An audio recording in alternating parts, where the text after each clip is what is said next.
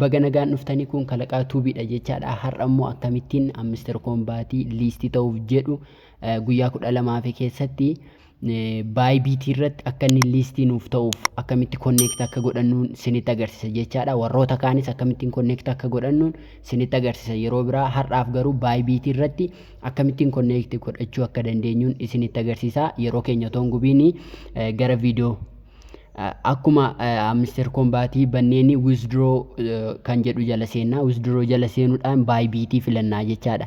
Bybit yommuu xunnu Bybit akkaawuntii qabdaa jedhee nu gaafata. Yes fitennaani jechaadha. Qabnaannee xunna. Eegasiitii akkatti nuu fida wantoota kana gadi jiran nuu fida iddoo kanatti. Amma qaxxitaadhuma eessadhannaa Bybit akkaawuntii keenya jala dhannaa jechaadha.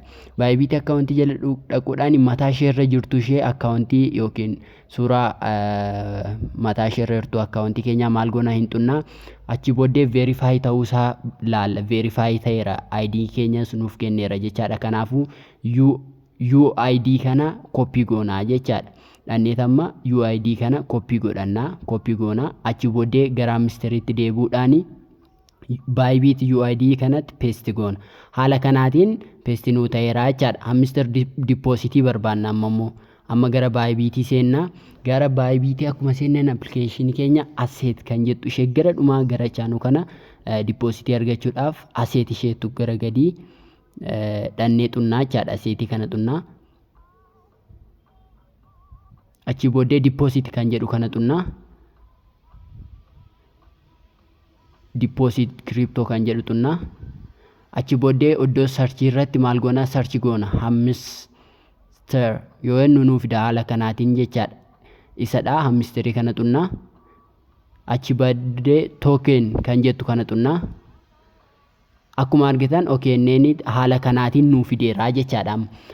Depositii keenya kan itti gochuu dandeenyu iddoo isaa, linkii isaa, adireesii isaa fi akkasuma immoo miimoo keenyas nuuf fideera jechaadha. Kanaaf maal goona amma koppii gochuu eegallaa jechaadha. Withdraw adireesii keenya maal goona koppii goona waaleetii keenya jechaadha. Deebinee dhannee gara Mr. seenuudhaan Mr. Deposit adireesii irratti maal goona paste goona. Akkuma argitan kana achi booddee ammas deebineet immoo gara Bybit keenya akkaawuntii dhaquudhaan amma immoo memo yookiin tag jedhu kana memo yookiin tag jedhu kana maal goona koppii goona jechaadha. Koppii gochuudhaan amma immoo gara Mr. Kombaatiitti deebuudhaan memo irratti maal goona paste goona jechaadha.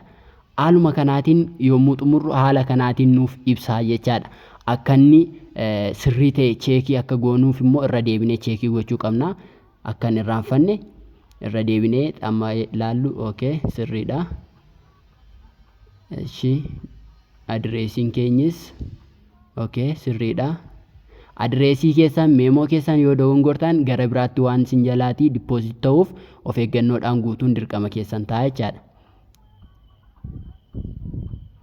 Okay eega sirrii ta'eeti maal goona amma eega sirrii ta'eeti amma maal goona seefii isheettu kana xuquudhaan save and choose jettu kana xunnaa jechaadha. Akkuma argitan ka save and choose eega xunneeti maal goona haala kana fakkii kana nuuf fidaa jechaadha. Thank you kan jedhu nuuf fideera jechaadha. Kanaaf maal gooneerra depositii keenya gara kamitti geessineerra gara Bybit irratti gooneerra jechaadha. Mr. keenya liistii kan nuuf ta'u Bybit irratti liistii nuuf ta'a jechaadha. Haala kanaatiin otoo deebinee gaabbannu kunoo request to Bybit was send kan jedhu nuuf fideera jechaadha. Haala kanaatiin xumurree Bybit irratti liistii nu ta'uu danda'a Mr. Kombaatiin keenya jechaadha. Warroonni kan Binance okay Telegram walletii faa yeroo biraan sinitti agarsiisa. Chaanaalii kanaaf addisii yoo taatan subscribe like gochuun irraanfatina nagaan.